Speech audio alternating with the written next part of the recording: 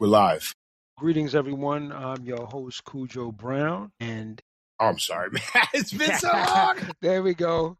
I'm That's the good. bad guy, and apparently I'm bad at my job today. All good, my brother. So we are in the cipher. Been a minute, man. That's the reason why that happened, folks. But we here. We glad everybody is tuned back in. I hope you folks didn't lose us during the time frame. We just had some things we juggling. Life be lifing, as they say. Dude, You you know what I read mean? my mind. I was thinking that exact phrase when I was driving Yeah. home just now. I was like, I know at some point I'm going to just be like, yo, life was life. And Yeah, we got to roll with it, do what we got to do. But bad guys back on the scene, myself, Cujo back on the scene. And that being said, let's tackle things on this yeah, day, April 28th, 2026. The White House shooting, the Correspondents yes. Dinner shooting. Well, he What you didn't got? shoot. He didn't shoot. He didn't get a shot off. The only Right. shots were shot by, if I remember correctly, Secret Service agents. Mm-hmm. And if I also remember correctly, they might have actually hit one of their own Secret Service agents in the crossfire.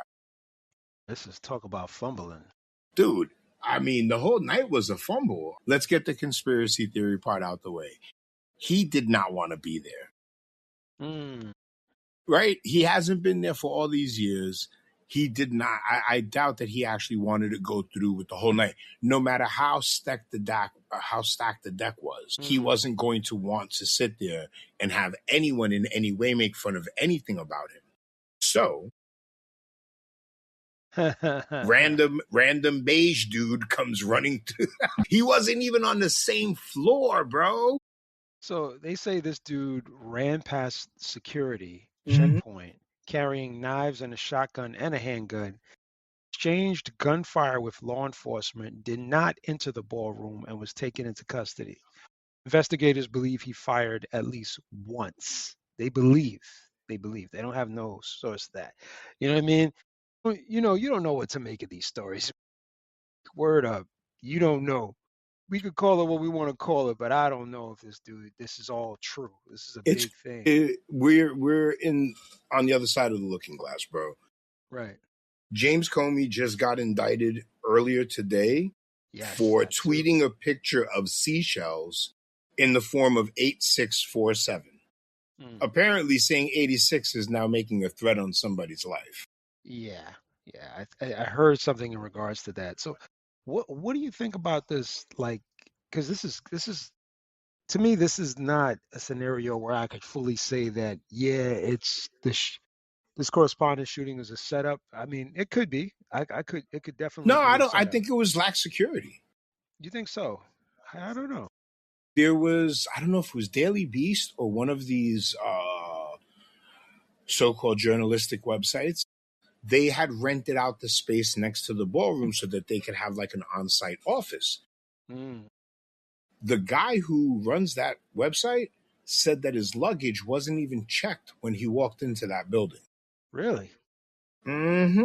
Interesting. So I get here an article in the New York Times. They're saying investigators say the suspect traveled by train from Los Angeles to Chicago to Washington, then checked into the hotel shortly before the event, acted alone supposedly, with left-wing writings and 1,000-word note expressing anger at the administration, and all the other stuff that everybody hates about the administration. Is that like the left-wing rantings of Charlie Kirk's killer that we still haven't seen? I got to admit, I still think it's the same thing. I think they're exactly playing it. Yeah. Well, and I don't want to be the conspiracy theorist. I think, again, the problem with the Charlie Kirk thing was, that these people have targets on their backs and you're not taking the proper steps to secure them. And the thing is, we can get into securing things after this before we leave the correspondence dinner, because I got a piece for you. Okay. So I was just saying. So this is a scenario that I can't blame the general public for feeling like this is a setup. Supposedly, the man in custody, Cole Thomas Allen, 31 years old, of Torrance, California, he is in custody, but I do think that there's something odd about him. There are images, folks. You can look online of this guy with an IDF T-shirt on, Mm-hmm. which is extremely odd because if you're who you say you are and you live in the United States, and you know anybody here, as we look at people, when very few people walk around with like NYPD T-shirts on or Florida PD or anything like that, unless you're Mm-hmm. affiliated with them. Or at Those least are shirts. sympathetic. At least Yeah, sympathetic. yeah. So there's something going on there that I think is a little odd when people were able to pull that picture up. And folks, go ahead, please, and look it up if you want to, if you have the time and energy. But it's a Stay little tuned for the odd. video. I'll make sure we get the screenshot in. Yeah, yeah, because it's odd. It's freaking odd. It's not the only thing either. I mean, apparently he worked for NASA. He was also Teacher of the Year, I think, in 22 or 23. Man, that's crazy. And what I find crazy is the reports of everyone's neighbor. They interviewed his brother's neighbor over here in Connecticut, I think. They interviewed his it's like everybody's neighbor. They've always got to interview the neighbors because the neighbors have got to remind us that he was such a nice guy. God. We never Yeah. knew. Yeah. Typical. A typical. Yeah. You know. We seem to have the same blind spot all the time. Yeah, but one of the things I wonder is the response later on, right? And by the way, there were images of, people running around. One of them of our favorite villain is Yes, that's what I was going to say. Go ahead. Go ahead. Being escorted out by his pregnant wife. Front and center. As you can see here in the video. Dude, I posted a picture of it yesterday, the one with the head-on shot where he's holding her by her tit. I saw one today because I had people saying, oh, no, he's like, trying to lead her out. I saw one today. Now, in my understanding of protector-protectee situation, the protector should be in front. And if there are two protectors, the protectee, see how they escorted Trump out, should be in front and behind. Our friend Stephen Miller was the meat in the sandwich. Exactly. And the picture that I saw just a little while ago is so much more illustrative of it because all you see is like his shoulder, his big ass head, and then his arm on the other side. And then in front and behind is the wife and the Secret Service agent. Dude, insane, RFK man. ran off on his wife. They got did? video. They got video of Cheryl Hines, the chick from Curb Your Enthusiasm. They got video of her chasing him off stage. Beautiful stuff, man. Beautiful stuff. These are your alpha male leaders, America. These are the guys that want you to believe that they can save your country. Yeah, and this is another thing, right? These so-called alpha males. And by the way, I employ anybody to really go look that up, where that comes from, the study of wolves. But then also take a look at that series that people are talking about the manosphere, and I think that's a good one to take into a consideration as well. We got to. Have you seen the Netflix special? I got to see it first before we dive into that. Yeah, let's not dive. That's so good. Yeah, man. I got to get into that. You'll catch a couple of recurring themes with each of the individuals that he focuses on, but yeah, I know they all ain't shit. Mm-hmm. I know they all ain't shit. But what kills me is that they all ain't shit in such a similar way, and there are ways to be shit and be more than these people are. You could be a piece of shit drug dealer. Look, we all where we come from, we all know the so-called Robin Hood drug dealer, and then we know the piece of shit drug dealer, right? Yeah. You could be that dude, but at least he's performing a service. These fuckers are just ripping people off. They're selling the drug, but the drug there's no substance. It's a dopamine fix. That's what they sell. Right. And I'm wondering, one of the things I wonder about is, even when it comes to these guys and the decisions that they're making to actually try to attain power and become wealthy and famous, I don't think it's going to ever be enough. And that's the way I feel about Trump. No matter what it is, it's never going to be enough. Yes, when you're willing to go outside of the norm to accumulate your money, you'll always be more willing each time actually, to go outside of those norms to make that money. And this is, dude, we live in a grift-driven culture, right? It's like one grifter, You got the one at the top now, right? The one that made it to the top of the pyramid scheme. He's got a bunch of mid-level grifters under him. And then under them, they got a bunch of fucking lower-level grifters.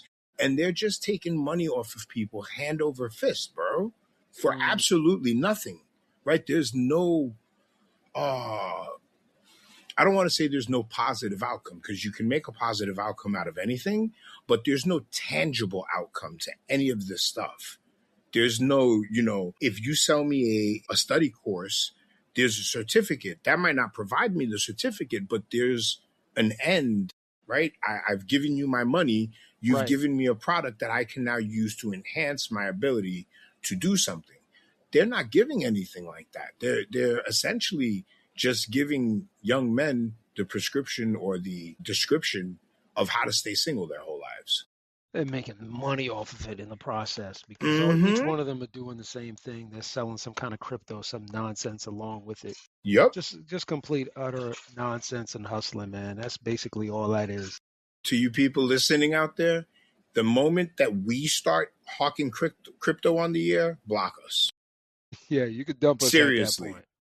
You could dump us. You might hear me mention crypto or something, but if I start trying to sell y'all on something to do in crypto, I'm trying to steal from you. Yeah. Believe that. It's a hustle. It's a hustle.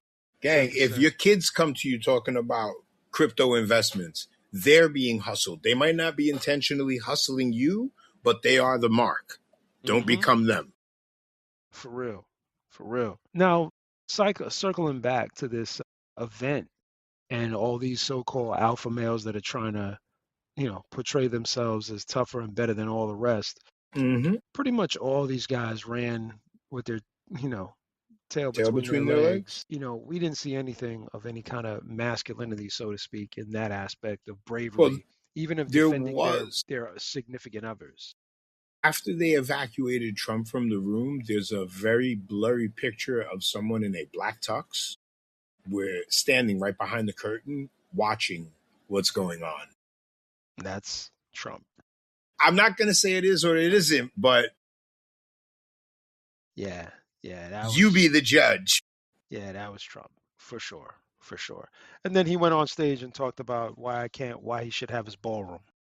Well, and then in perfect echo chamber fashion, every talking head on the right is now saying that this incident, whatever you want to call it, attempt, is justification for us to now pay for this fucking bunker / ballroom. Exactly. Don't get it twisted. Don't get it twisted. Yeah. The top level is the ballroom. He's already said that they're rebuilding a bunker down. Yeah. That's a done deal. But this is wild. I got to tell you, this is a wild. Yeah, this motherfucker, he watched too much 24. I love that show. I love Jack Bauer. Kiefer Sutherland is one of my favorite actors in the world. We're being run by a bunch of fucking 24 fanboys that think that they're going to make these wild TV shows real life. I think they're definitely dreaming, and in the process, everybody can see it, but there's very little pushback from mainstream media. I got to tell you that. There's none. There's none. Just before we hopped on, I was watching, this Middle Eastern dude. It's not Mehdi Hassan. I just started seeing him in the last couple of months, but he's like the third person I've seen critiquing an interaction between CNN's Dana Bash and Jamie Raskin. And she says to Jamie Raskin, what about the rhetoric on the right, the insightful rhetoric on the left, is what she asked Jamie. And Raskin says, do you have an example? Yeah, he says, like what? Can you give me an example? And she doesn't have one. You see immediately on the pushback, she starts fucking flubbing. Yep. I saw the same thing. And the thing about these scenarios is that it does put her, it makes sense coming from her because she is an Israeli supporter. So at the end, and that was the exact observation this dude made. Yeah.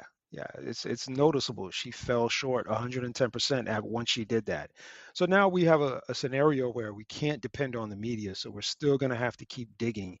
And I do employ people, like, if you have stuff that you want to share, by all means, like ping on our chats, let us know, share information, because we do believe in doing some due diligence in the research that we do. And I know I just said about selling stuff. I'm not trying to sell you people anything, but I'm working on an information collection AI project.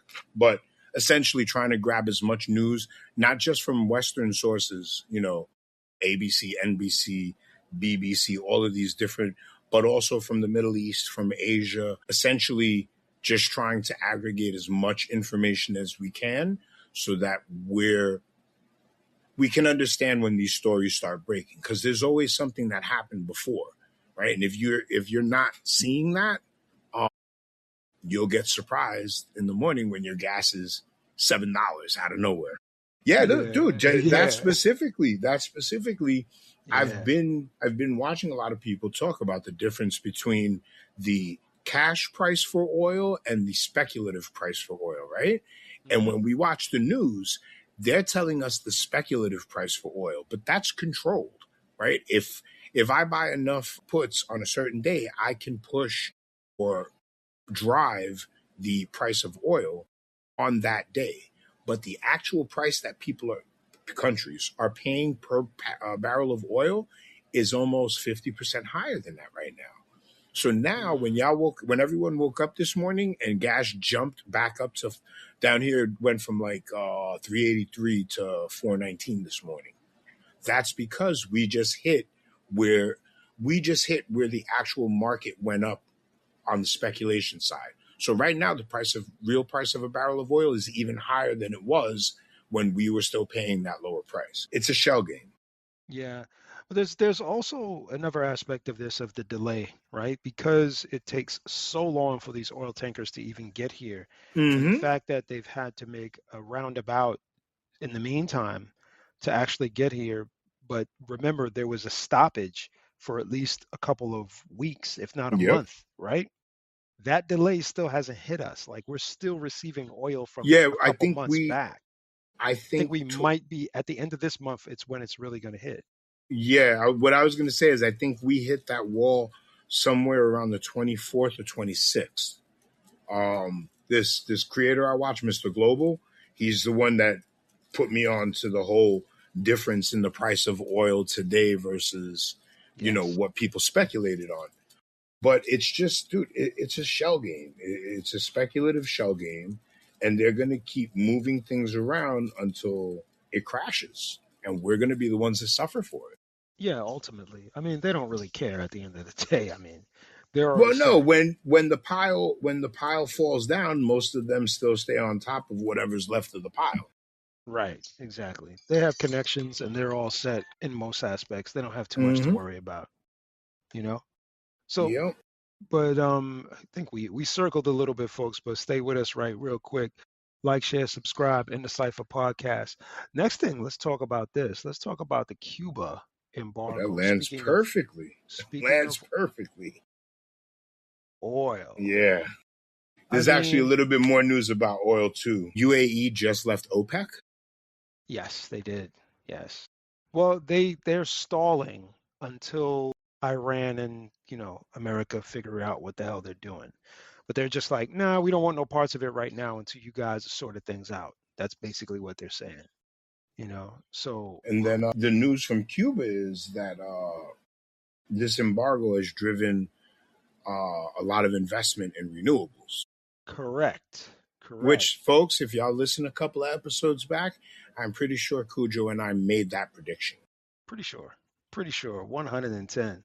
Mm-hmm. And that wasn't that wasn't that wasn't some grand machination on our part. We didn't research. That's obvious that was gonna be especially for a place like Cuba, because you can't embargo the sun in the Caribbean, right? So what are you gonna do? And then there's no standing embargo on the means, right? The means of making the energy, the panels. Nope. So what is America gonna do? And this whole fiasco is just showing how unfortunately inept, maybe not even just the leadership is, but our means of wielding soft versus hard.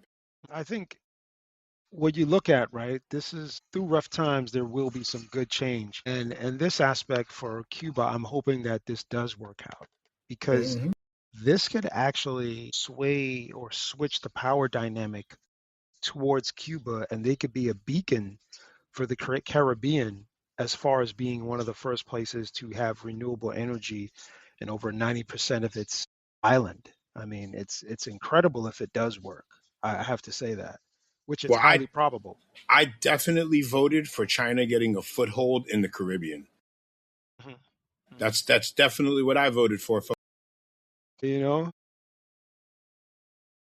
so It's the bad news bears of fucking corruption. so you look at this, right? Just 18 billion, and that will be 5.9 billion in EU, if I'm correct, could fund the build out of enough renewable energy to cover 93.4% of Cuba's electricity generation needs. Damn. The report claims for less than 20 billion, Cuba could become the first country in the Caribbean to have a grid powered entirely by renewables. I think that's an awesome feat. And they're saying renewable, so it's not just solar. Yep. They're looking Yep. at other means. They're looking at solar and wind, actually. That's correct. That's correct. Those bold claims of a think tank analysis of the embattled socialist republics energy policy, which claims that Cuba could show its Caribbean neighbors the way to a greener energy future. I think Mm-hmm. that's a big look for Cuba, man. They've been getting the short end of the stick for decades now. Gangster since God. We weren't even born. Since even were our parents even born? You're talking about back to Batista. And probably, and look, that's just my little knowledge of Cuban history. I'm sure that they were dealing with strife back when they were taken over too.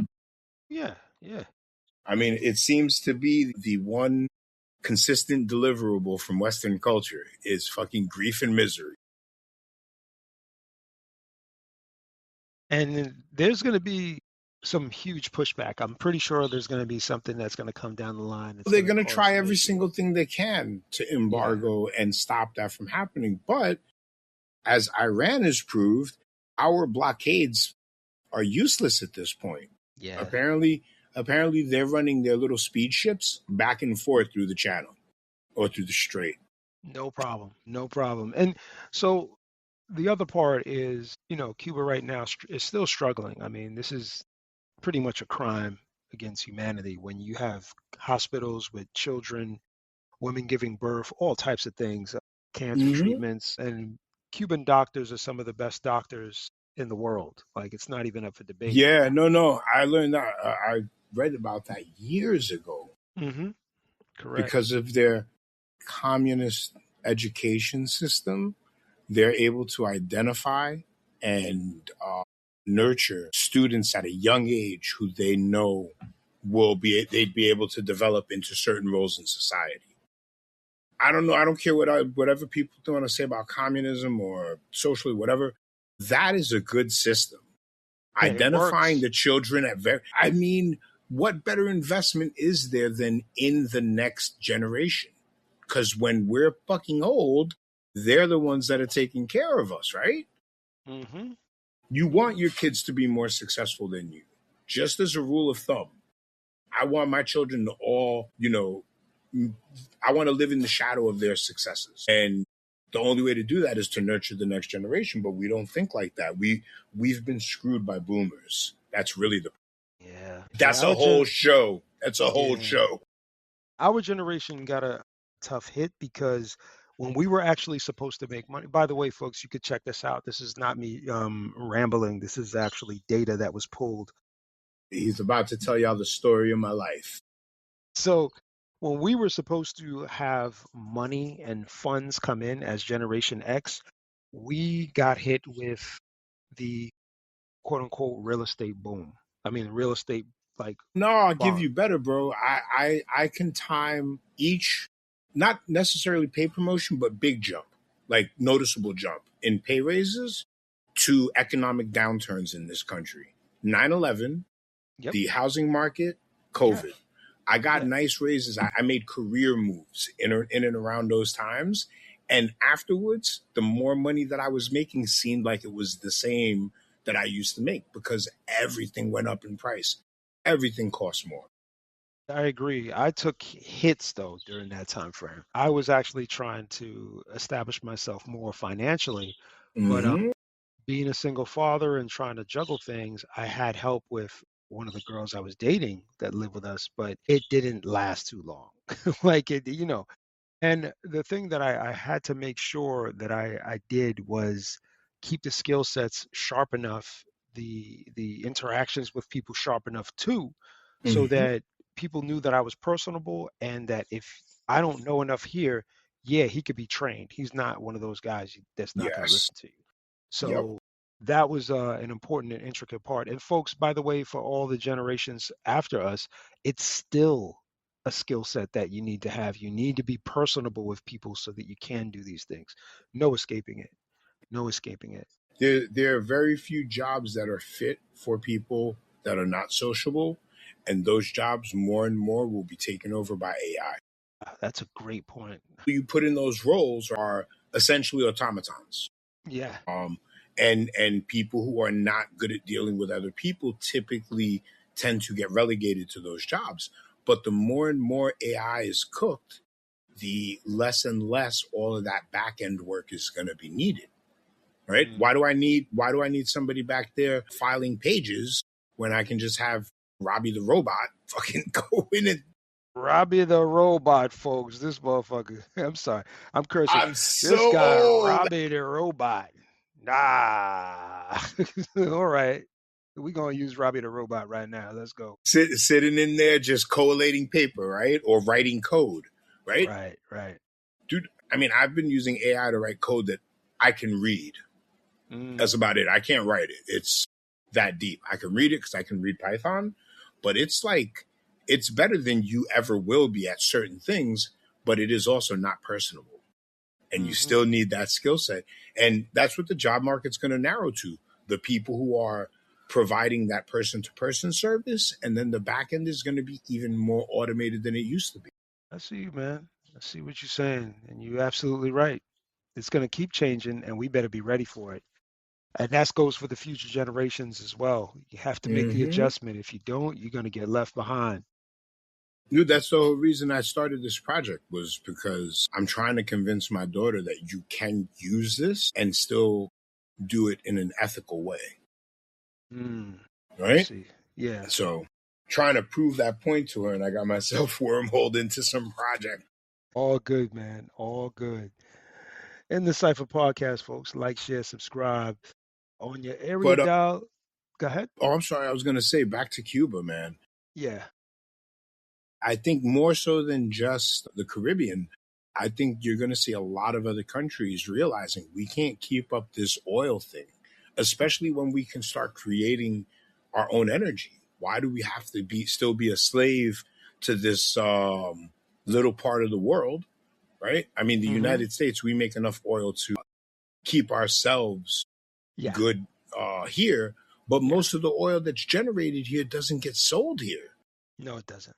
which It is doesn't. the wildest thing in the world. Yeah. You see the constraints that capitalism has on a society, which is if it's not about the dollar, if it's not about that stock price ticking up at least a quarter or a penny or so, Mm, it's not worth investing your time and energy in. And they've been doing this for a consistently long time now. And we're still not being honest about the ramifications of it because some of us are eating high on the hog. Some of us are doing really good.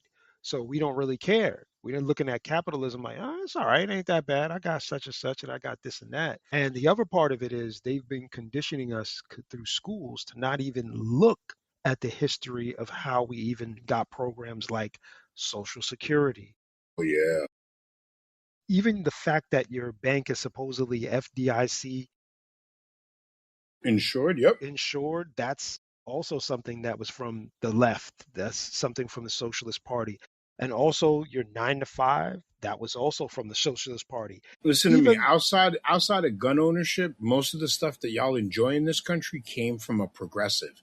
Maybe not a Democrat or a leftist or whatever, but it came from somebody whose goal was to take the people of this country forward. yeah, yeah. And let me add this too. Something that I still have to research, and I employ anybody to find this out too. But I did find out some notes about Rockefeller, J.D. Rockefeller, actually deciding to create the hours that we have and the actual like weekend. So even Yeah, so though, he's yeah, lauded with having institutionalized the 5-day work week and 2-day weekend. But right, I know he had some ulterior motive. Like they love to say, oh, Henry Ford paid enough his factory workers enough so that they could afford his vehicle. But exactly. why would you, which we don't understand in this country, but why would you expect somebody to do a job if they can't afford the outcome of their labor? Right, right. It's an interesting thought process though. It's an interesting Hmm. thought. Yeah, I don't know. I don't know. I don't know what they're going to plan on doing, but there's going to be some big changes ahead when it comes to a lot of this because I don't see this as sustainable. We're going to have to make a change Another eventually. another thing that we've both spoken about before is maybe the best thing to happen is him just come through like a bull in a china shop and break everything, so that it gives at least the opportunity to not, that fix is the wrong word, right? Fix means going back to what we had before. We need something new that is actually workable and sustainable. Now the question is, who's going to come in and wreck stuff up? Because I don't see it happening. It's already happening. This whole freaking administration, he's been a bull in a china shop. All right. All right, fair enough. I mean, I guess that's solid enough. But what do you think that's going to create, though? Like, do you think that's really going to create the change that we're looking for ultimately? Because they could be that breaking. honestly that honestly depends on what kind of sea change there is, not just in left Democrat or Republican leadership of the caucus, but the actual rank and file. Like, are we still bringing in these APAC? It's going to be like a freaking catchphrase for us. APAC, not conservative, but these centrist Democrats, these corporatist Democrats, the ones that are not the John Fettermans of the world. I don't see them going anywhere. We do have to vote them out Fetterman, eventually. dude, Fetterman might have to run as a Republican, bro. Well, essentially, Fetterman that's what is he is, right? hated in his own state. Yeah, he is. He is absolutely. But he is hated in his own state. The people that voted for him hate him. Yeah, yeah. They've He's going to be learned. another Kirsten Cinema. He's learned. But the problem that I'm seeing is that the even somebody like Raskin coming in, like I just don't want to vote for anybody that's a billionaire, period. Like if you're already a billionaire, get the fuck out of politics. Part of my language, folks. If you're already a billionaire, you don't need to be in politics. You need to donate your damn money. That's what you need to do. You Well, don't need to be, one of the things we need to do is actually tax billionaires. well, that's a must. That's a must. That's not even up Mm-hmm. for debate because most billionaires are not even giving up enough money to put a dent into their earnings. They're just giving up enough money so that they could actually write them off on taxes. So you hear the argument for a flat tax, right? Which on the surface sounds great, but it only works if that flat tax is applicable across the board. 10% on whatever you have, not just uh, liquid assets, your paper assets too. Hmm. That's why it'll never happen, because it actually gives the rich less tax liability, Yeah, yeah, right? that sounds about right. Sounds about right. And now, leading on though, like I'll say this, and circling back to good old Cuba, which is even though they're getting this help from China, which is great, I'm not negating that. China is still working very closely with Israel. And that part is kind of like, I'm like, But China's nobody. Let's not get that twisted. China is not the savior in this situation. I mean, they might help Cuba. It might be beneficial to Cuba, but they're not the knight in white armor. no, They're not at all. most definitely not. They're going to do what's in the best interest for them. Countries are going to deal with Israel. I mean, as long as they're able to export their tech, these countries are going to want to deal with them because they have some of the most subversive tech in the world. Unfortunately, you're absolutely right, man. In the Cypher podcast, folks, that is a fact. I don't know how they keep doing business with them, knowing exactly what they're doing and what they're going to continue to You do. can demand that your politicians don't, though. Yeah, we can demand that and not vote for them when they do it, and also boycott certain industries where Israel is putting their money and investing it. I do think that's an important aspect that we have to take into consideration. Mm-hmm. But Speaking sliding. of boycotting, real quick, I'm sorry.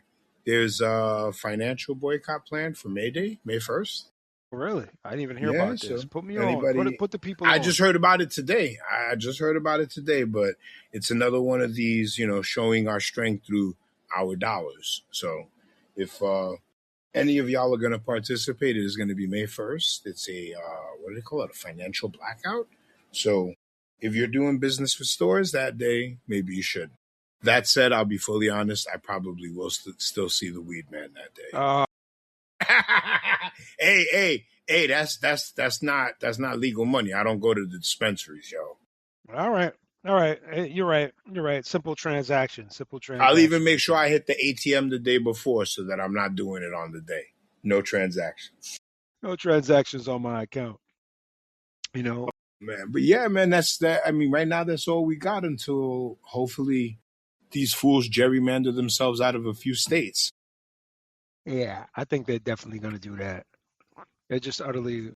Florida's looking like the next one. He just unveiled a map down here that the firm that created the map themselves said that they relied on discriminatory data. Man, they be doing people dirty. Telling you, if I didn't make the kind of money I make from a company outside of this state, I would probably not be here. I hear you. Wouldn't do it, bro. I Makes do sense. understand. I do understand the desire of Floridians to own their own businesses, because otherwise, if you're working for anybody that is in this state, you have the potential. You probably are getting screwed. Mm-hmm. It's gonna get interesting, man. Mm-hmm. I got this though. We're gonna switch up gears a little bit. I do have something about the deed theft going on in New York City. I don't know if you heard about this. So there's a lot of deed theft going on in New York City. It's something that has been on a tailspin for quite some time. Okay. I'm going to share this with you. I gotta get this over to Bad Guy real quick, folks. You gotta hold on tight. Hold on to your panties, folks. Hold on 1 second. Let me get this over to you. I'm gonna drop this in here.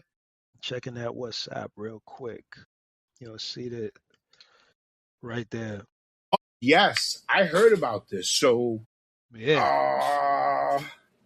is it our favorite frisbee hat guys? Because that's the ones I've seen. Like, share, and subscribe, folks, in the Cypher podcast. Frisbee hat guys.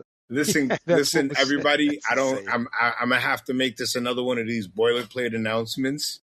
I am not anti-Jewish. I am not anti-Semitic. I definitely don't like people or groups that use their religion as a shield for their politics. I'll leave it at that. But my understanding of this is that through harassment, essentially, these people are bullying people out of their deeds to some extent. So there is fraudulent steps that have been done. If the person that owns a property and say they have a huge backyard and they say, you know what, I could make another building in the backyard and henceforth have like real big income coming in from the tenants. So you go and do that. You meet a construction group and they say, oh, yeah, all we need is for you to sign here, sign there. You sign the papers without a lawyer. Shit. Not realize what you're signing, and you may have just signed off your whole property. And that's what happened to some people. Some people, it's a scenario where they just literally went in to the deeds area. Like, I forgot where they keep all the deeds, but where they log everything in the city hall. And they literally just go in and create fraudulent documents and submit them and say, like, now it's our property. Like, literally, that's what's happening. And then the fascinating part about this is the fact that this is being done by some of them are Hasidic Jews. Unfortunately, the majority of them are Hasidic Jews that are doing this. It's unfortunate, but that's the reality of the situation. Sorry to say that, folks. And they are also connected with the legal aspect of New York City, because some of the judges and some of the people that are lawyers that are doing some of these the paperwork are also Jewish. So it's like Mm-hmm. it's a real difficult space to not call this out. And this is where when I speak to people about issues concerning racism, unfortunately, you're going to have to call some out when you see the same people doing the same thing over and over again. And it's not a necessary a scenario where they have to. They could actually be cool and just work with us, Mm-hmm. But um, this has been happening basically reportedly.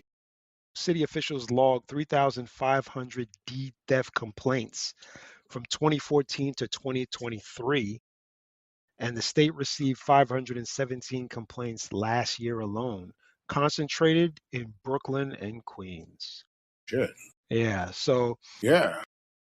so you think about that, 3,500, and most of those properties are going for like 2 mil. Mm-hmm. Man, they making a killing. Yeah, man. Dude, and it seems prejudicial to say this, right? But every time, not every time, but there's definitely not a lack of stories of this group of people, right? This very specific group of people doing things that are harmful to their neighbors who are not of the same religious belief as they are. Mm-hmm. Yep. Right. And so much so that it might even be to some of their not so zealous fellow religious members, however you want to say that without saying it. But right. So it's like, come on, man. You can't get mad that people don't like you when you're constantly doing shit to people to make them not like you. Mm-hmm. And then if I say something, I'm anti-Semitic. Well, that's the crazy part, right? Is that that's basically a tool that they use. But when you speak to people about genocide and you talk about the things that they went through, you could completely sympathize with them and say, "Yeah, I understand your people have went through hell and back." But now for them to commit the same acts that they're committing in Palestine, Mm, none of those genocide scholars are coming up and saying, "Oh yeah, this is a genocide." Very few, if any, that I've heard. I actually haven't heard a Jewish scholar really say anything in regards and calling it a genocide. I might have heard one or two denounce it as a genocide, but it's not. It is definitely not a mainstream Mm-mm, opinion mm, amongst Jewish scholars. absolutely not. Absolutely not. So that's a part of the script that they pull when they, calling people anti-Semitic and such forth, when people just have a basic understanding and critique about humility, for instance, and just being Mm-hmm. kind to your neighbor. But this is this deed theft, circling back around to this, is a big thing, and it has grown to such an extent that I believe Shea Ose at Bed-Stuy, basically he was the representative, a council member in Bed-Stuy. I used to see him all the time in the street in Fulton, by the way. Seemed like a cool dude. He always said what's up every time I saw him. Mm, And basically he got arrested in front of a brownstone that he was protesting at. And sure.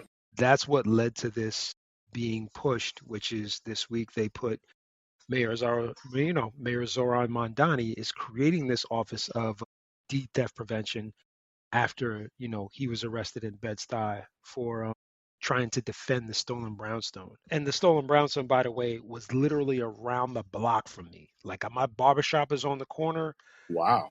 and where he got arrested was like right around the corner from me. I was like, yo. So it's just, I seen this. you seen it, right? Yeah. I think this was part of the story that I was telling you about too. They mentioned it in the story. But Mm-hmm. yeah, dude, it's again, if anybody listens to any of our shows regularly, I am always the one that says I don't want to be racist, but I'm not gonna sit I here and don't think let you that's fuck. racist though. But no. But the thing is that they'll turn it, and that not just Jewish people, Zionists, the word I've been trying to avoid all fucking night. They'll try to turn it on you and then say that you're an anti-Semite because you have an opinion on people treating other people badly. Yeah, I don't Now, I know. don't care what your religion is. I don't care what your color is. If you are treating people badly, you're the problem. Yeah, basically. Basically, that's the way I see it, man. No escaping it. No escaping it. And that's why I'm like, I don't really care. They're just, to me, they are just quintessentially still they're still classified as white, from my knowledge. They are. They're just Jewish people. They Well, look, practice you Judaism. you and I had this dispute a while back, and Mm-hmm. I guess what my argument at the time was that they have created this group that they can now call a race. But you are correct. They come from a certain part of the world, so they are from there. They're not, Yeah. the other group that they identify as, which kills me. Like, come on, y'all don't understand how people identify as other genders, but y'all understand identifying as being from another part of the world. Jewish. It just I find it confusing. Well, no. And Jewish is a religion. They yeah, identify as Semitic people, but they are not. no, they're not. They are from the mountains of Caucasus. Exactly.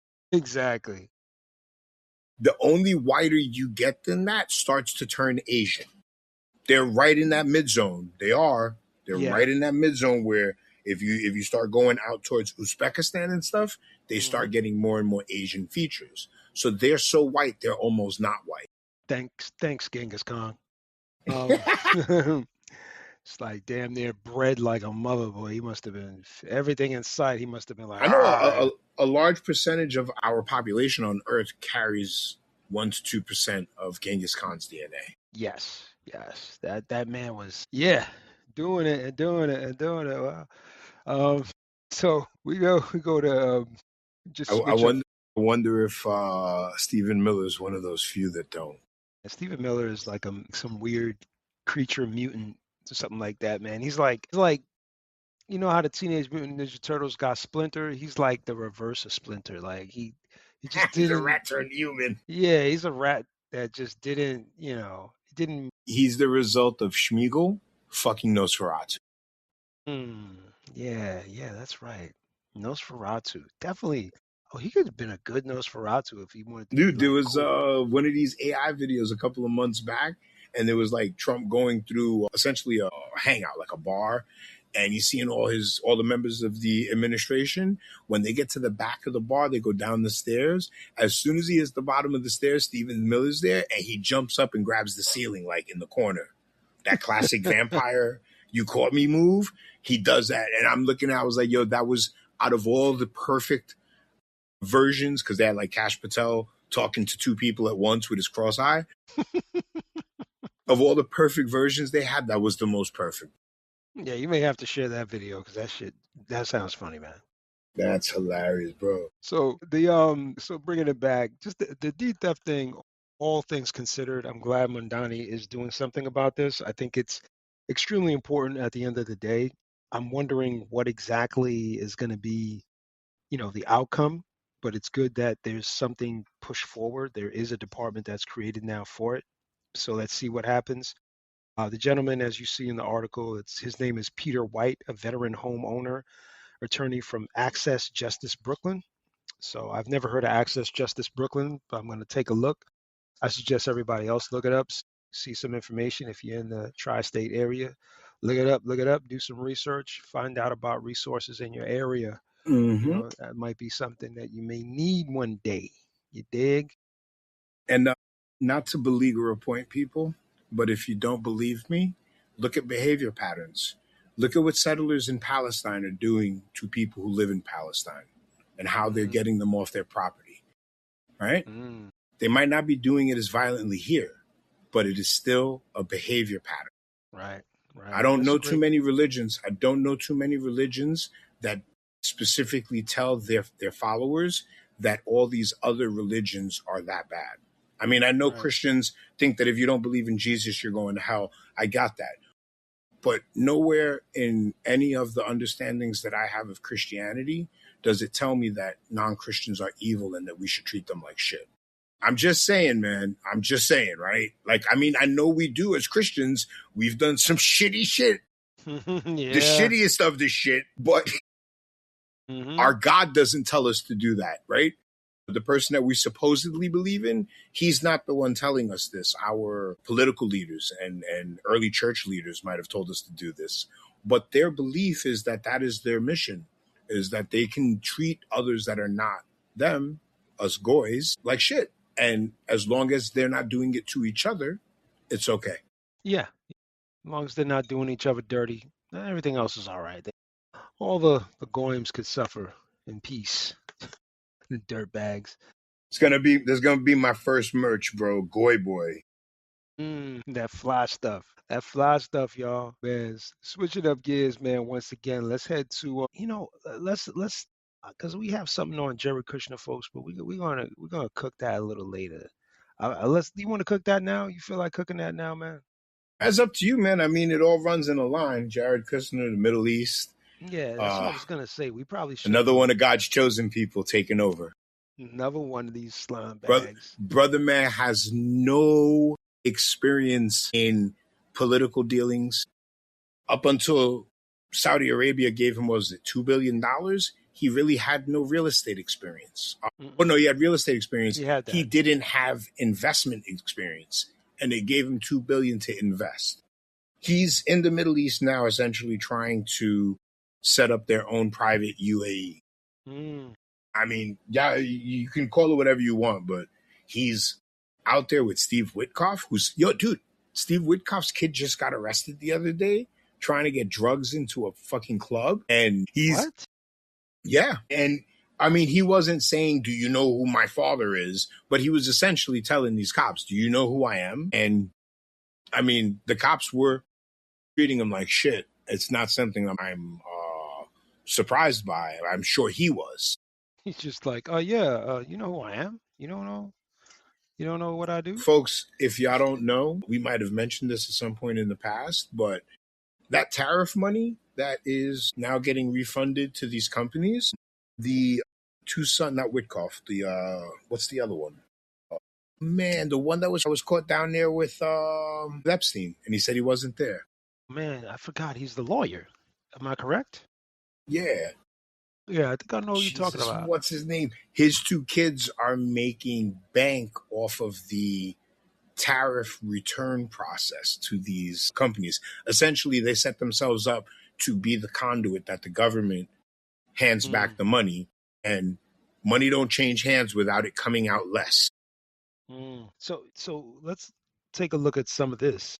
Kushner received $137 million in fees, and his firm Affinity Partners got $2 billion PIF investments. Related deals included a $7 billion Trump Organization development and a $55 billion EA buyout. Okay.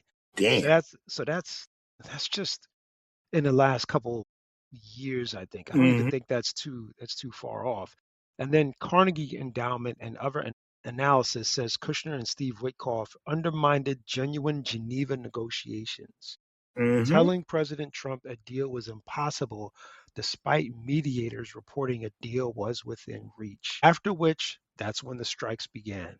I do think that there is something also to play there. I think they did also stir Trump up and have him think, and this is an article in the Gray Zone that was done about the fact that they did come to him and tell him that, oh yeah, those assassination attempts on you, those were by Iranian members. That was them trying to assassinate you because they knew you were going to come over. I read that. Right. So that was a Gray Zone article. They did a good little cover there in regards to that. So that's something to look into as well. But human and economic costs listed at 13 U.S. service members killed, and I think it's more than that. I think they're lying. 200 and plus wounded in the Strait of Hormuz closed. More than that, probably. We know that. Oil at 120 a barrel. Pentagon seeks 200 billion supplement funding. I think we also explained how it's not 120. No, it's not. If you try to go and buy a barrel of oil today, it is going to cost you about $210 per barrel. Yesterday's price is not today's price. Basically, I think there's a lack of understanding when it comes to how manipulative and how much control they have in all their space, in all these spaces, and how much their power really extends. I'm just getting stuck on the day, people, because it starts with a Z. They have something in common. Look, there are Christian Zionists. Absolutely. Right? And I'm going to keep beleaguering this point. Zionism is not a religion. It's not. No. Just like Christian nationalism isn't a religion. No. Not at all. It's a political movement, right? It's a power structure, but it is not a religion. Mm-mm. The dynamic now that I've seen in place is that they're trying their best to just push whatever they can, and in the process of this, they're going to do it like a controlled demolition, right? They're going to Mm-hmm. destroy as much of America as they possibly can. And I think ultimately, once they do a little bit more demolition of America, they'll cause a lot more confusion and chaos. And then what they hope for is that people will ask for the control. They'll Yeah. ask for people to go, all right, can you guys just come in and just can we get cops to stop these? You Yep. understand what I'm saying? Like, Can you please come and help me? I don't know what to do I don't know what to because do you've with put me in myself. this position that I can't do anything. Right, right. And there's an author that just came out with a book. His work was just on Ralph Nader's show, and he describes the fact that, you know, they tell people, all right, things like from a micro to something like, you got to make sure your teeth are good. You can't eat this and eat that because your teeth are going to go bad. But Mm-hmm. then at the same time, every single thing you see on television and everywhere you go, they sell you food that makes your teeth Well, rot. because they can't sell you the cure if they don't sell you the sickness first. Right, Listen, right. I'll save the audience a lot of time in reading what is probably a very well written book. If you want to understand what they're doing, watch the scene in Goodfellas where Tommy asks him to double date. When they do the bust out of the restaurant, that is what is happening to this country. If you Mm. need a better example, something more modern, because you don't want to watch some movie from back then, watch The Sopranos, specifically the Scatino bust out episode. This is what they are doing to our country. Break it up. Break it up. Break it up. Sell it, break it up, run up its credit, sell it, and then walk off. Yeah, walk off with the profits. Here's something though. This author, hold on. I know I have his book somewhere, but anyway, I'll get to it when I find it. But this is something that I do think that we're gonna have to take a real good look at when it comes to information and how we receive it, because it's the same thing when it comes to health, right? Again, going back to health, if they tell you like one thing and they go, yeah, you gotta work out, you gotta do this, you gotta do that, but your living environment is not suitable for doing that because of the way that you have to work in order to make Mm-hmm. ends meet. Yep. And I found the book. The professor is called Nicholas Chater, and the book is called It's on You: How Corporations and Behavioral Scientists Have Convinced Us That We're to Blame for Society's Deepest Problems. And one of the things he mentioned also in here, right, is the fact that Mm-hmm. they'll tell you to, hey, you gotta recycle. If you people don't recycle, it's not gonna work. We need people to recycle. Meanwhile, you have these billion-dollar corporations, your Pepsi, your Coca-Cola, you name it, constantly making plastic, constantly making their products out of plastic, constantly doing this on every level. And then you have containers that you get from stores, you name it, whatever fast food spot, plastic, plastic, plastic. But then now they're turning around and telling you, you need to recycle. You need to recycle. Or hold on, no. The better one is we're gonna charge you for your bags. Oh yeah, yeah, that's another hustle. Yeah, you got to buy a bag. No more plastic bags. You got to buy, like, Well, look, so down here, recycling is completely optional. You have to okay. get a garbage can from the city, but the recycle can, nobody's gonna check. They will check up on you if they notice a lot of real regular garbage and recycle from the area, but they don't check the regular garbage. You probably throw a body in the regular garbage around here and they wouldn't find it. It's just But like it you don't know, matter. you know that all that recycling that we do, less than 10% of that actually is recyclable. Exactly, exactly. But then It's you have just some. another hustle. It's another hustle, and then you got somebody like Elon Musk that comes along, and what you call it again, and Bezos that have multiple yachts that burn so much fuel, more than we do in a year, and in one or two of their trips, and then have the audacity to then point down at the us and condition us to think that we're the problem. It's utterly ridiculous. I don't disagree with you at all, but at least Jeffrey Bezos has given us a product that is useful. Mm-hmm. Right? Elon Musk hasn't done anything right in his fucking career. Listen, I'll be the most hated person on earth if I have to be. He hasn't done anything well in his career, at least not recently. The only reason Tesla has market share in the United States, the only reason is because we're not allowed to sell superior and cheaper Chinese EVs in the US. That's the only reason. If it wasn't for that, he would have to make a better product. He'd be less profitable. He took a completely successful platform that was pretty much just generating its own money, and he completely shit tanked it. It looks like every election that he gets directly involved in, they lose. He's the fucking greatest failure ever. Well, next to Donald Trump. Yeah, I was going to say, he got competition. The two of them failed upwards with a rocket up their ass. Yeah, that's competition right there, I'll say this, though. One of the things that I found interesting was the technology aspect that you just mentioned, which was in science and business-wise, they found out that you could buy 3 EV cars in China for the amount that you pay for one regular car in America. Mm-hmm. Nice EVs. Really nice. What the are they doing? Like, what are we doing here? Like, well, it's ridiculous. It's his entire EV kingdom in this country is built off of me and you and everybody else's tax money. Mm-hmm. Everybody, he's the richest man in the world. He's the richest man in the world on paper. 1. 2, he is now having to. So there was some tech news the other day. I think it's called Cursor, but there's a super sophisticated AI code writing platform that is now, I think, being bought by X or XAI so that it can rewrite Grok. Grok is garbage. It's useful. Garbage. It's useful like every other AI. It is useful. I don't rely on it. Yeah. I don't rely on it for research. I will rely on it to fact check somebody in the moment because it don't fail. It does not fail me for that, bro. Okay.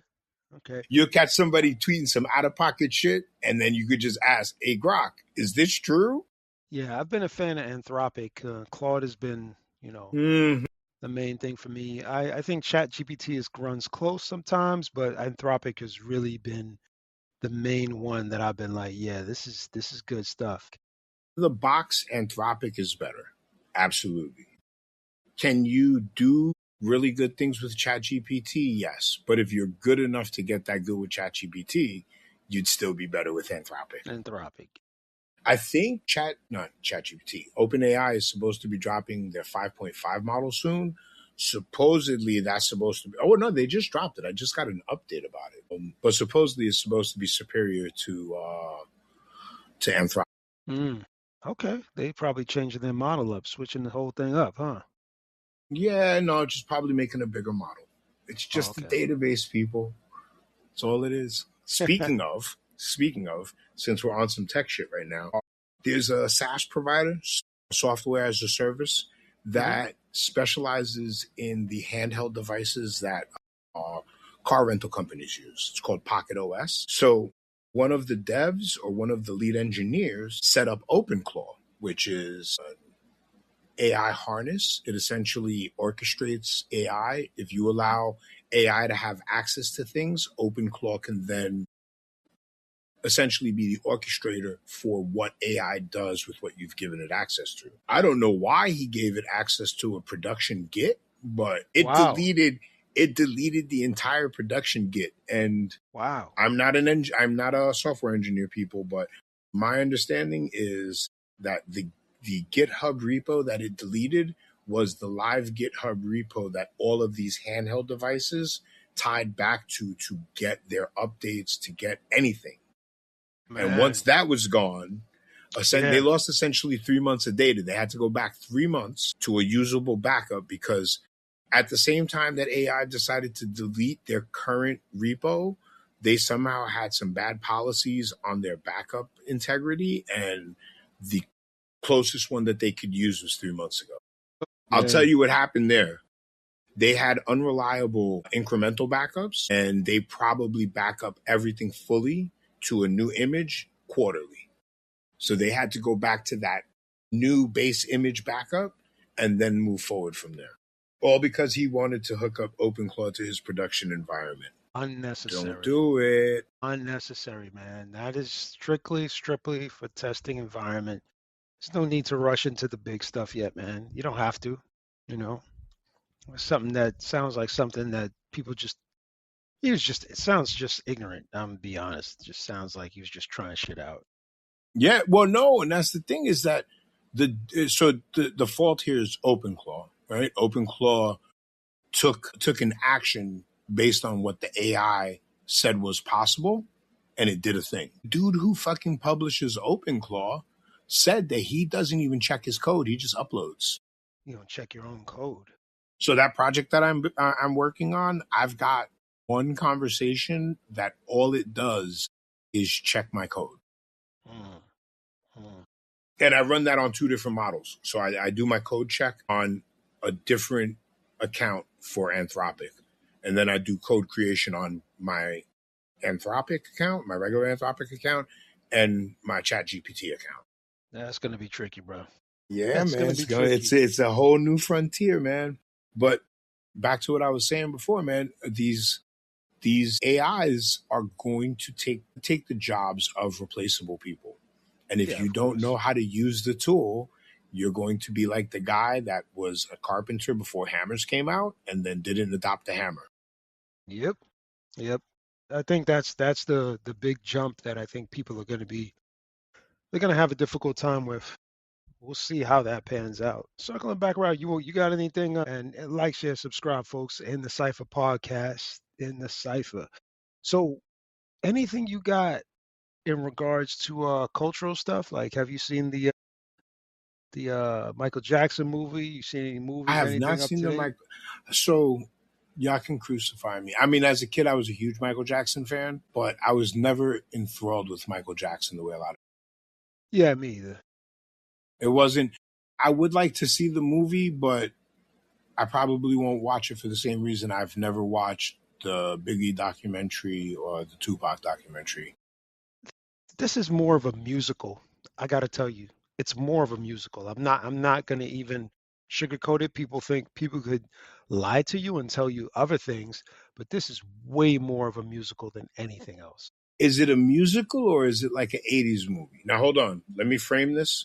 Last night, me and the missus watched The Last Dragon, Bruce Leroy, and I didn't realize, I forgot how musical that movie was. Yeah. A lot of dance scenes. A lot of dance scenes. Wow, so many. Man, I was explaining to my wife how it was, and not taking away anything from the 80s, one of the most fun eras ever, but the aesthetic was corny, right? The look, the clothing design, the haircuts, everything aesthetically was corny, or what we would consider corny today. And then to watch this movie that is making a parody in real time of all of those styles and fashions was hilarious to watch.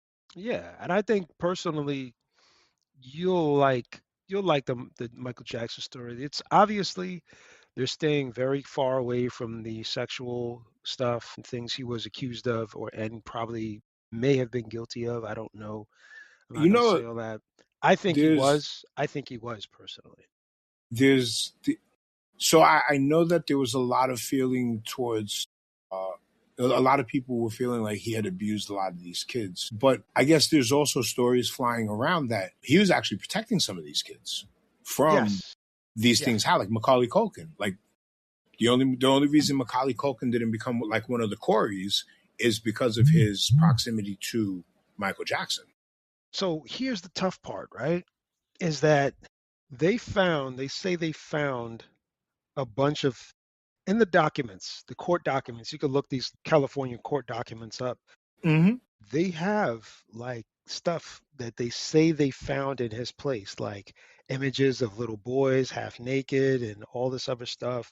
they have images and like a library of like, sexual stuff from pedophile stuff that I was like cringing at. I was like, damn, I didn't know all this, but then at the same time, I'm like, it's not like they wouldn't frame him, right? Like, it's not Well, like okay, so now I won't say that I think he didn't conduct any inappropriate behavior. he definitely did. And this isn't, You're not I'm a not grown trying man to, sleeping with kids. yeah, but what was the motive? Was he I don't give sleeping a in a shit. bed with the children because he himself had so much trauma from his? I mean, me and you talked about this off air. There was a lot of trauma in that family. Yeah, but I mean, look, bro, like I'm very careful and cautious around other people's children because Yes. I, No, I'm I, not. I just feel like it should be something I take serious because I know that when I was a kid and when adults said things to me that were wrong, I'd be looking around like, where's the adult to check this adult? Because I can't say nothing. Well, Oh, if but if Michael Jackson was the quote unquote savior of some of these children, how bad of a position might these children have been in that was the good outcome?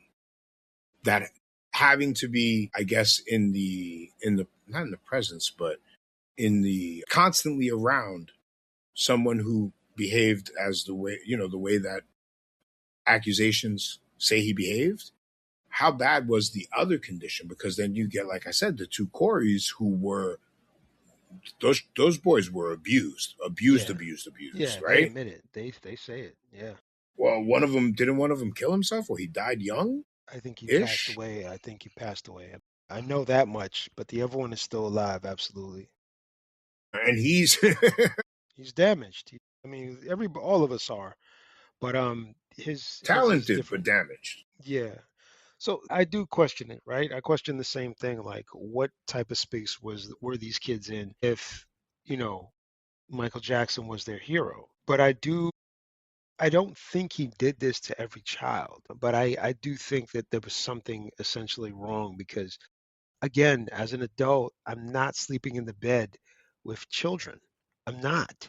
And they're not even my children. Like it's different. It's different, right? Like I remember taking my sons to what you call it again, like to London. And when my eldest was there, my eldest and myself and my youngest were all sleeping in the same bed. My eldest being like 11 and my son being like what? Like my youngest was like 5 or 4, Wow. something like that. He's like 4 or something. But he was sleeping but my youngest was sleeping on top of me. So I was trying to get him to go to bed so I could Mm-hmm. leave them and then Yep. go to my bed. You know what Mm-hmm. I'm saying? Even with your own children, you still kind Yeah, of no, want no, them no. to have their Sleeping in own the bed with your space. children. I mean, my wife obviously slept with the baby. She still does. My daughter loves sleeping with my wife.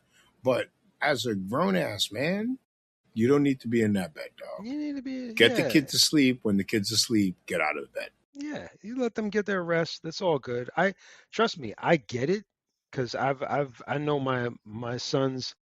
My youngest was definitely at some points he would wake up, he would be scared, and I go right back to like grab him, lay down with him, and put him right back to bed.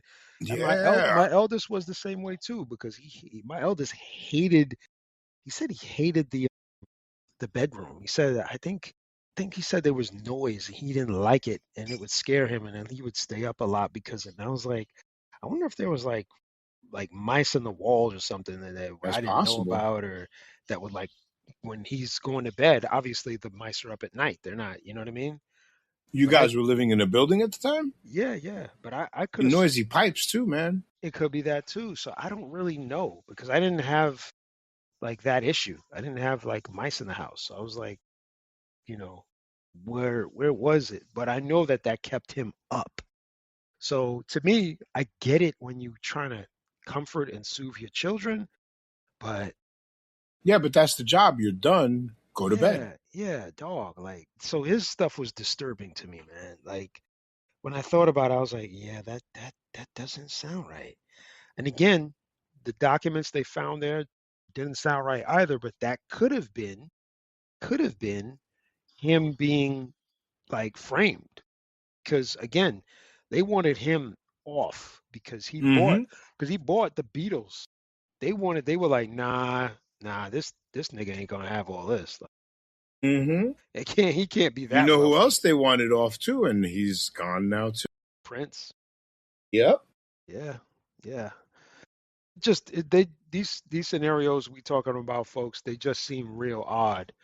It's 110%. They just all seem odd. I mean, They seem as odd as a dude traveling across the country by train, strapped down with guns, to run into the second floor, not the floor that they were on, but the other floor, and nobody can tell if he did or didn't shoot off the gun. That's normal. That yeah, happens all the time. we all know that.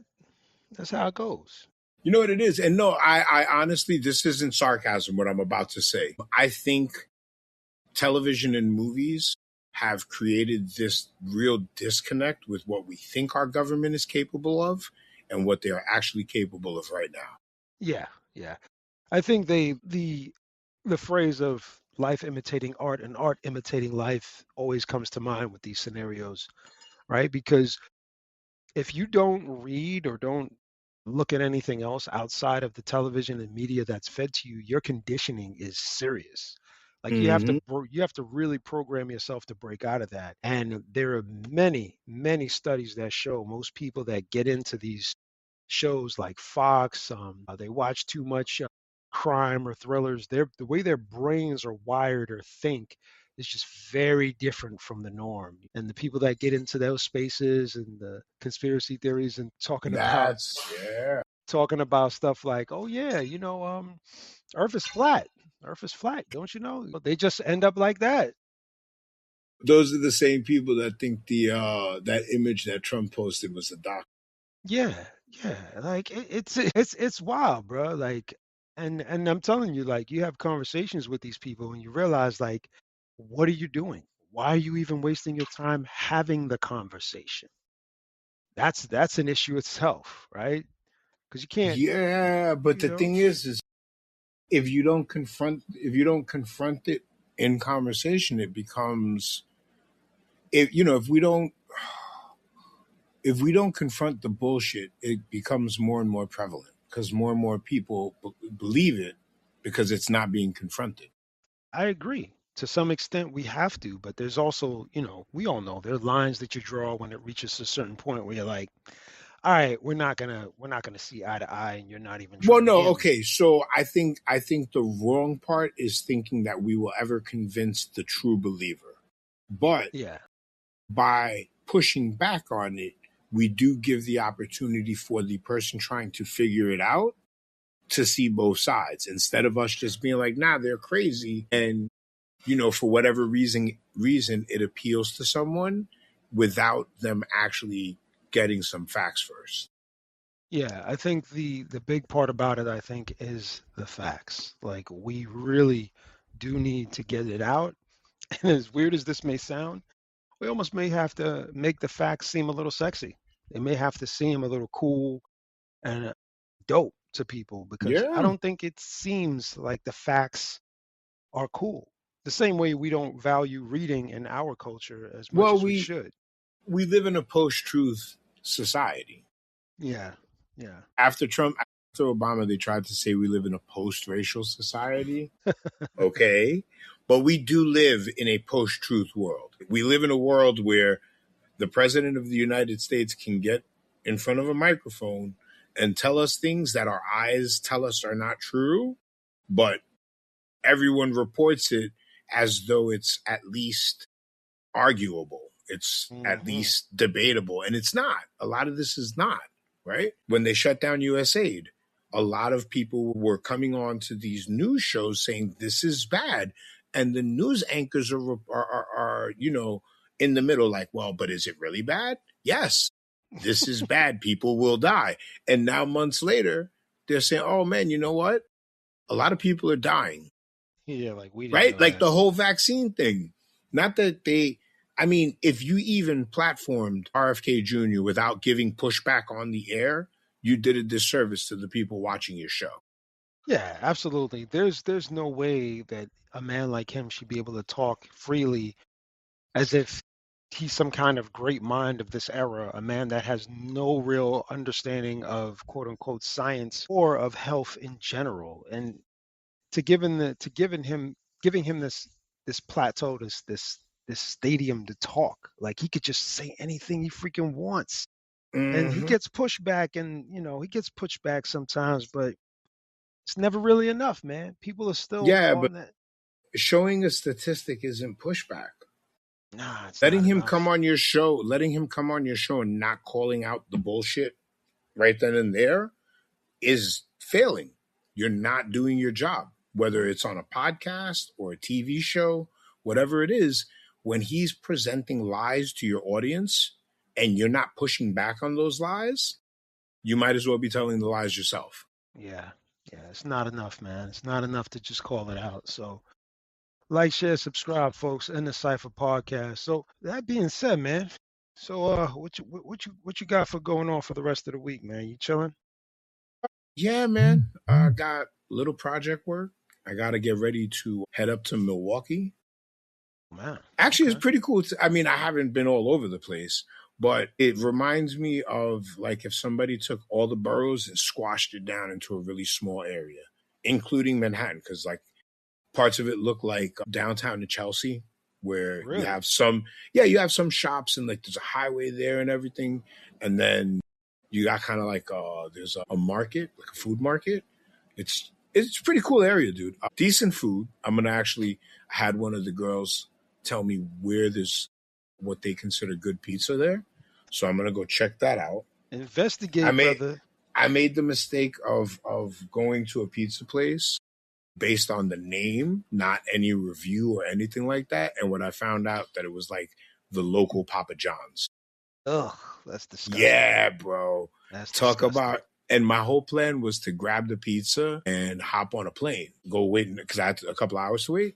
And I was going to eat my pizza before I went through the gate, through TSA check. I got to the airport. I took like 3 bites of that pizza and I threw away the whole small pie. Nasty. So that's definitely on the list for a couple of weeks. I got to think because I got to think about recording that week too. Yeah, we're gonna sort that out a little bit. We got a couple of things we need to still cover. We got a lot of things to still cover, especially this bill, or sorry, the push that they're still trying to make to deal with the voting, going state to state and trying to push that. That's something that we have to kind of handle. Press that a little bit, put some spotlight, because it's obvious what they're trying to do, and we need to make sure that we put a microphone to it so people can hear and know what's going on and not get duped or caught up in the game. Yeah, man. Everybody, especially if you're down here in Florida or any of these red states, you need to make sure that your registration to vote is still valid. You have to do that. And you also got to make sure that they haven't changed up the location for your voting, or do what they did in Texas and narrow it down to like one location or 2 locations for an entire urban area. Yeah, man. They're trying to get one over on us again, bro. Dirty work, bro. Dirty work. I'm telling you. That it Dirty is. work. But that's what we're here for, right? Yes, sir. Making it happen. All right, so folks, thank you for tuning in with us. Like, share, subscribe, and the Cypher podcast. Thank you for sticking around and welcome back. We on the attack once again. We'll have some more stuff suited up and ready for you to go. Some couple of shorts and some real good info to share with y'all. So stay connected, stay locked in. You feel me? Amen to that. Amen. Guys, have a good night. All right. Peace.